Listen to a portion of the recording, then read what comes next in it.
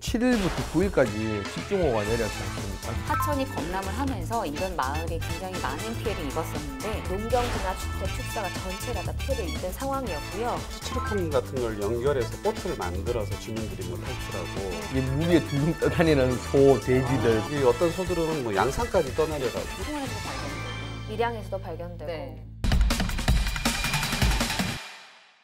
거침없는 기자들이 모였습니다. 오직 경남도민을 위해 속 시원하게 할 말은 하는 열혈 기자들의 100% 리얼 취재 뒷담화쇼 경남 기자회견. 뉴스에서 다 하지 못했던 숨은 뒷이야기들까지 거침없이 낱낱이 털어드리겠습니다.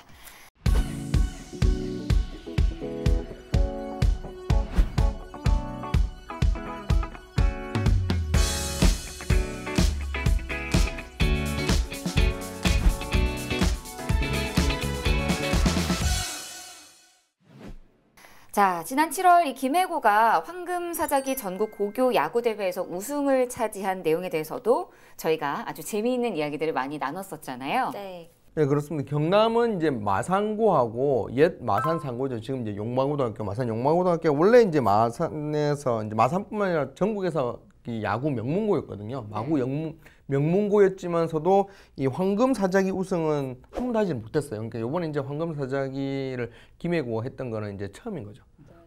네, 그런데 이번에는 마산 공고가 이 무학기 전국 고교 이번엔 축구 대회입니다. 네. 여기에서 우승을 거뒀습니다. 이 결승전에서 마산 공고와 경기 가천고가 붙었는데 1대 0으로 승리를 했고요.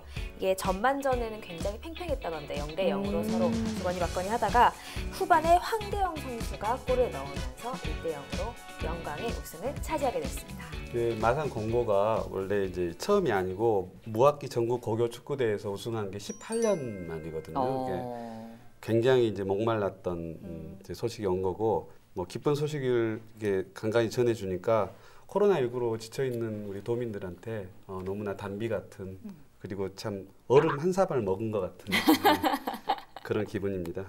그리고 요즘 경남에 있던 이런 뭐 야구 경기나 축구 경기가 그냥 뭐 쉽게 이렇게 우승을 거둔 게 아니라 굉장히 좀 재미있게 경기를 했었어요, 학생들이. 네, 약간 드라마틱하게 그때 야구 경기도 그랬었고. 그쵸.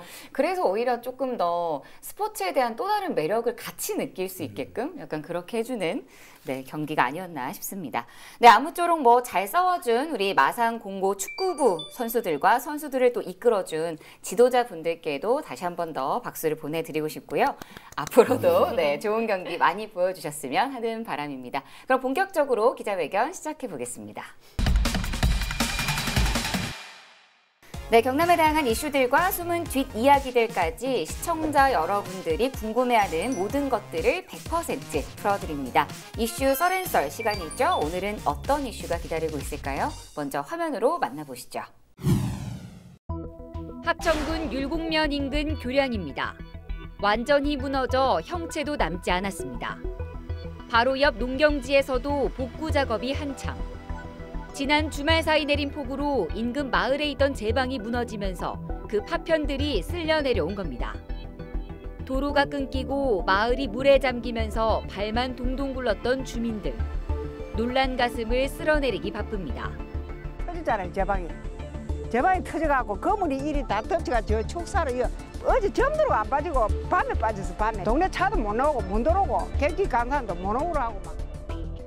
예, 지난 8월 이제 7일부터 9일까지 집중호우가 내렸지 않습니까? 사실은 그 전에 이제 호우 때는 경남 지역에 큰 피해가 많이 없었는데 다른 인근 지역에 비해서. 근데 이번에 왔던 폭우로 인해서 경남 지역 곳곳에서 이제 피해가 발생했는데 그 중에서 합천 지역 피해가 굉장히 컸습니다. 네, 맞습니다. 합천군 환강과 또 합천댐 주변에 있었던 하천이 범람을 하면서 인근 마을이 굉장히 많은 피해를 입었었는데 일단 합천군의 그 댐 하구에 있는 지역이라고 하면은 율곡면이랑 쌍책면 네. 여기가 가장 피해가 지금 큽니다. 뭐 농경지가 다 물에 잠기기도 했고요.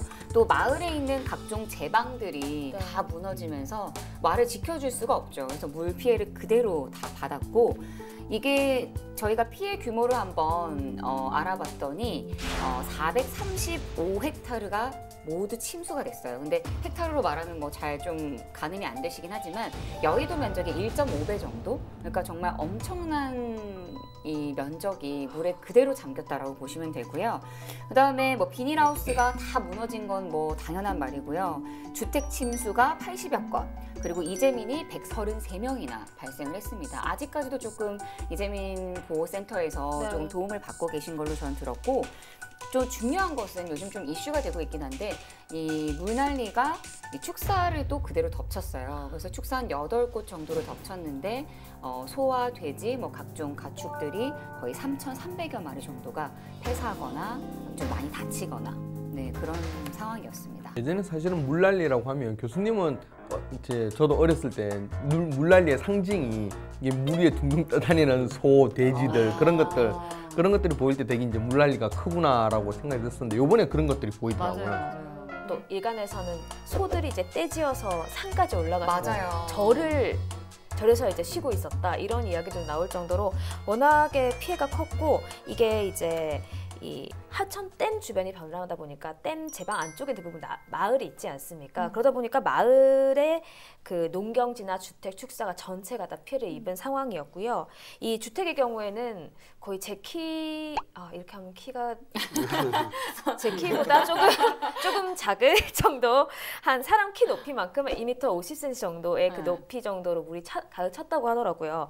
그러니까 사람들이 이제 물이 차니까 놀래서 가재도구 옮기고 있다가 계속 물이 차오르고 이제 몸위까지 차오르니까 이제 그때서야 대피를 하고 막 이렇게 했던 상황들이 맞아요. 굉장히 굉장히 끔찍했고, 계속 이제 그 구지연님이 합천 담당하는 기자니까 알겠지만 네. 한숨을 많이 쉬고 있다고 하시더라고요. 맞습니다. 그 스티로폼 같은 걸 연결해서 보트를 만들어서 주민들이 뭐 탈출하고 그런 상황도 연출이 됐고, 그 100년 만에 처음 본 수해라고들 하시더라고요. 그래서 특히 이제 방금 말씀하신 것처럼 축산농가 피해가 컸는데 그게 이제 한 90% 이상의 가축이 다 수장이 됐고요. 사실 그 사슴이나 염소, 그다음에 소 이런 애들이 수영을 엄청 잘해요. 맞아요. 사람보다 저도 훨씬 이번에 처음 잘하거든요. 알았어요. 네. 그래서 이렇게 열어주면 조금 이렇게 많이 살 줄 알았는데 90%가 수장이 됐다는 건 그 유속도 그렇고 네. 물량이 어마어마했다는 반증이고, 그리고 그 어떤 소들은 뭐 양산까지 떠내려가고 뭐 대산면에서 창원, 발견되고 네, 좀 며칠 전에는 창원에서도 발견되고 뭐. 밀양에서도 발견되고 네, 그래서 밀양 하남읍 납동강변에서 마을 주민이 소 한 마리를 발견했습니다. 밀양시에서 소 귀에 붙은 출생지표를 확인한 결과 합천 율곡면 소재 축사의 안으로 급류에 휩쓸려 80km 정도를 떠내려온 것으로 보입니다. 소는 건강한 상태로 발견이 됐고 밀양시 관계자는 해당 소를 소유주에게 무사히 인계했다고 설명했습니다. 그리고 뭐 물이 빠지니까요. 그 물에 잠겼던 집도 막 진흙이 막 다 이제 다 일고, 그다음에 뭐 장판이 뜯겨 나간 거는 물론이고요. 그다음에 또 자원봉사자들이 이제부터 계속 그 좀 가재도구나 이런 것들을 좀 정리하고 뭐 집 복구를 시작했다고 하는데, 이게 사실 곰팡이가 너무 많이 썰어버리고 이러니까 잠을 잘 수가 없대요. 거기에서 이제 간단하게 이제 집 주인분들도 정리만 하고 이제 이재민 센터로 다시 왔다가, 그러니까 잠을 자기에는 뭐 악취도 너무 많이 나고. 그렇죠. 네, 그래서 이게 사실 복구가 완전히 될 때까지는 정말 집을 다시 짓지 않는 한 계속 그 고통에 시달리지 않을까라는 생각이 들었어요. 1999년도 군대 생활할 때, 그때 강원도에서 저는 군대 생활했었거든요. 그때 비가 진짜 많이 왔었어요. 한 일주일 가까이 이제 비가 오고, 그러니까 진짜 폭우가 내리니까 그때 진짜 산에 이제 부대가 있다 보니까 산사태 때문에 막 피신다고 그랬거든요. 그래서 진짜 이게 전 포병이었는데 포를 두는 포상이라는 곳이 물이 이만큼 찼었어요.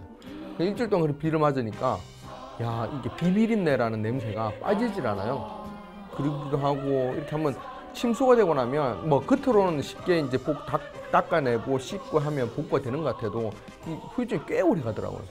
그만큼 이제 되게 힘들 텐데, 이게 문제는 이제 이런 피해가 단순히 비 때문이 아니라 다른 이유가 있지 않느냐라는 의견도 계속 나오고 있죠. 그러니까 이게 집중호우가 왜 뭐 시간당 100mm 내리고 막 이런 경우 많잖아요. 근데 이번에 폭우가 내렸을 때 합천에는 한 300mm 정도 3일 동안. 그러니까 얼마 안 왔어요. 맞아요. 그렇게 폭우가 많이 내렸다고 보기에는 이 정도의 침수가 있을 만큼 비가 내렸다고 보기엔 좀 어렵고요. 그러니까 이게 자연재해가 아니다 인재다라고 표현하는 부분들이 이게 그 앞에 합천댐 주변이잖아요. 그러다 보니까 수자원공사가 댐을 관리를 잘못했다라는 지적이 나오고 있거든요. 그러니까 예를 들어서 이런 그 홍수나 이런 여름철이 됐을 때는 비가 많이 올 수 있기 때문에 댐 수위를 좀 조절을 해야 되는데 수위를 높게 가져가다가 결국은 이 수위를 견디지 못해서 물을 뭐 방류하면서 이런 침수까지 일어난 것이다라고 합천댐은 기자회견에서까지 주장을 하고 있습니다. 맞아요. 그 관리 규정이 있어요. 그러니까 댐은 그다음에 봄, 가을, 겨울 여기는 만수위를 유지해서 물을 확보를 해주고 그다음에 이제 여름에 되면 이제 폭우가 쏟아질지 모르니까 6월 중순부터 석 달 동안은 이보다 낮은 이제 홍수기 제한수위 아래로 이제 항상 낮춰놔야 되는데 미리미리 물을 조금씩 빼놔야 되는 거죠. 갑자기 폭우가 오면 또 차니까. 근데 2002년 태풍 매미, 2003년에 태풍 루사 왔을 때 물을 미리 뺐다가 비가 오지 않아서 물 부족 사태를 한번 경험을 했고요. 그런 데다가 2009년도 봄에 이제 강원도 태백에서 거의 뭐 물 부족으로 흉년 뭐 난리가 난 적이 있었는데 그게 이제 광동댐이에요, 태백 지역에. 근데 2008년에 여름 장마 대비해서 물을 미리 이제 방류를 했는데 일기예보하고 달리 비가 안 와가지고 그때 극심한 가뭄에 시달렸던 적이 있는데 이런 것들이 아마 자꾸 이게 교육이 돼가지고 좀 너무 조심스럽게 행동하지 않았나 이런 느낌이 좀 받습니다.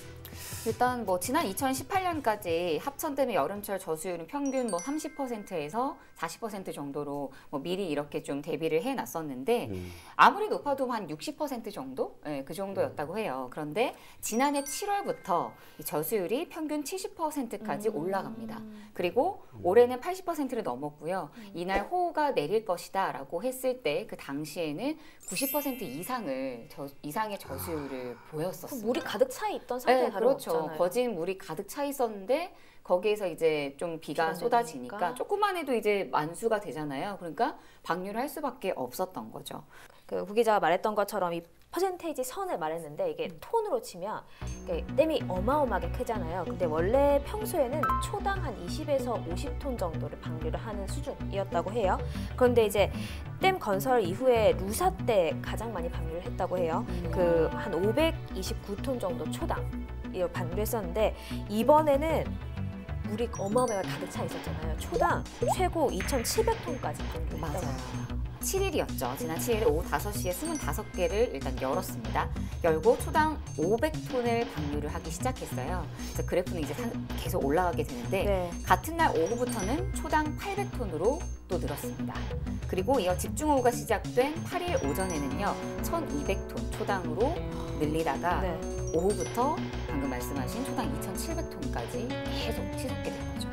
그러니까 이게 합천댐 역사상 가장 많은 물을 방류한 사건이라고 해요. 그래서 이제 합천군 주요 지점들이 다 수위가 이제 올랐고 댐 주변에 수위가 오르니까 낙동강 수위가 이제 동시에 오르고 그렇게 되면 낙동강에 흘러 들어오는 지류들이 낙동강으로 물을 못 내주니까 그 지류까지 다 수위가 올라가겠죠. 뭐 당연히 하류 지역의 피해가 커지는 거고.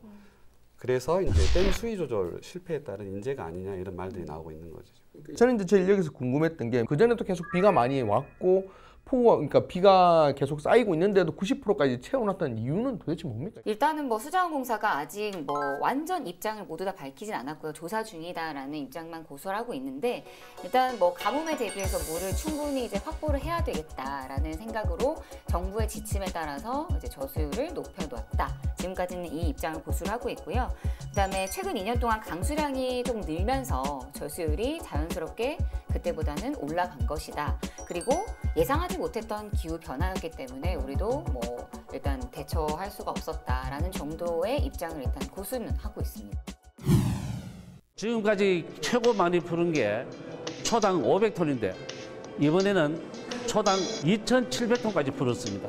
이것은 한강의 물을 경남 부산 지역의 수도물로 공급하기 위해서 이렇게 물을 많이 담아놓는 정책이었지 않느냐.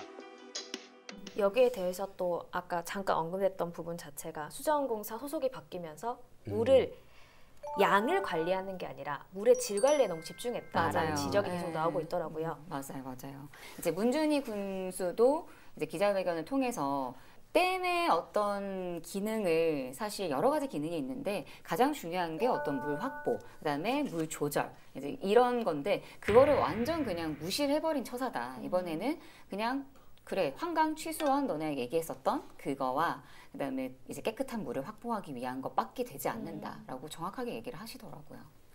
합천군이 작년 10월에 태풍 미탁 왔을 때도 이제 초당 500톤 방류를 해서 피해가 있었어요. 네. 그때도 이제 항의 수자원공사를 방문해서 주민들이 항의를 했었고, 그 다음에 올해 4월과 6월에 수자원공사 찾아가서 여름 전에 물을 비워달라고 또 이야기를 했었대요. 네. 근데 그게 이제 받아들여지지 않았다는 이야기가 있고. 김경수 지사는 11일 국무회의에서 문재인 대통령에게 두 지역의 특별 재난지역 지정을 건의했습니다. 하동은 섬진강 유역이고 합천은 환강 유역입니다. 다 국가하천 유역이고 국가하천의 관리 과정에서 발생한 피해이기 때문에 하동과 합천 지역은 정밀조사 이전이라도 특별 재난지역으로 좀 신속하게 좀 지정해 주실 것을 건의를 드립니다. 문 대통령도 복구를 위해 정부에 빠른 지원을 당부했습니다. 피해 복구에 차질이 없도록 재정 지원 대책도 다각도로 검토해 주기 바랍니다. 피해 복구의 핵심은 속도입니다.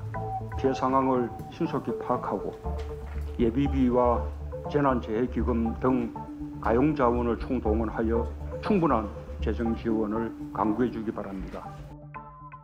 하동군하고 합천군하고가 이제 특별 재난 지역으로 지정이 됐습니다. 뭐 그래도 지금 합천 국민들은 아직까지는 뭐 그걸로 만족을 하지 못하고 계속 이제 분노를 하고 있는 것 같아요. 네, 맞습니다. 일단 뭐 문준희 합천군수를 비롯한 합천군민 500여 명이 지난 14일이었죠. 정부 세종청사를 찾아서 환경부를 향해서 수해 피해 보상과 또 재발 방지 등의 대책을 촉구하고 나섰고요. 주민들은 뭐 삭발 단행까지 그리고 환경부와 수자원공사의 사죄 그리고 피해 100% 보상을 촉구하고 있고요. 뭐 당연한 부분이고요. 그리고 환강 취수장을 건설해서 부산과 경남 동부 일원의 환강물을 공급하려고 했던 계획도 덩달아서 이제 백지화가 돼야 된다. 무조건 이렇게 강조를 하고 계신 거죠. 물론 주민들이 이렇게 나서는데 군의회가 나서지 않을 수는 없겠죠. 그렇죠. 지금 환강 취수장 설치도 반대하고 있고 역시 동시에 그리고 방류 피해 보상 대책 특위를 구성을 해서요. 의회 차원으로도 이제 정치적으로 조금 이런 압박을 넣으려고 하는 것 같습니다. 이게 뭐 사실 그렇게 간단한 문제가 아닌 것 같아서 언제까지 이 피해민들을 괴롭힐지 또 국민들이 얼마나 또 골머리를 썩힐지가 좀 걱정이 되는데요. 뭐 조금 저희도 계속 지켜봐야 할 것 같습니다. 이번 시간 이슈 썰앤썰에서는요. 합천군 침수 피해에 관한 이야기를 저희가 한번 나눠봤습니다. 마지막으로 각자의 한 줄 평 저희가 빼놓고 갈 수가 없겠죠. 오늘은 네 국장님부터. 준비를 아니 뭐 많이 쓰여져 있는데 지금. 썼다 지웠다 했습니다. 우선은 그러니까 치수가 치국이다 이런 얘기를 하고 있습니다. 조금 너무 딱딱한 얘기 같긴 한데 지금 농업이 차지하는 경제 비율이 한 5% 미만이라고 하는 것 같더라고요. 근데 이제 작긴 해도 근데 이제 한번 피해가 발생해 버리면 이게 치수가 안 돼가지고 피해가 발생해 버리면 대규모 피해가 나니까 그게 수자원공사 환경부 산하의 수자원공사도 마찬가지고 그다음에 아까 얘기했던 대로 합천군도 사실은 치수를 분명히 신경을 써야 되거든요. 그래서 이런 치수가 치국이다 이런 말로 한 줄 평을 정리하겠습니다. 네, 우리 장보영 기자님요? 방 급하게 생각했어요. 준비가 되신 것 같아서 제가 말을 걸었습니다. 네. 수자원공사 쪽에서 자체적으로 지금 잘못을 인정하는지 모르겠지만 잘못이 있는지 여부를 지금 합천댐 비롯해서 뭐 저희 섬진강댐 다 조사를 하고 있다고 들었거든요.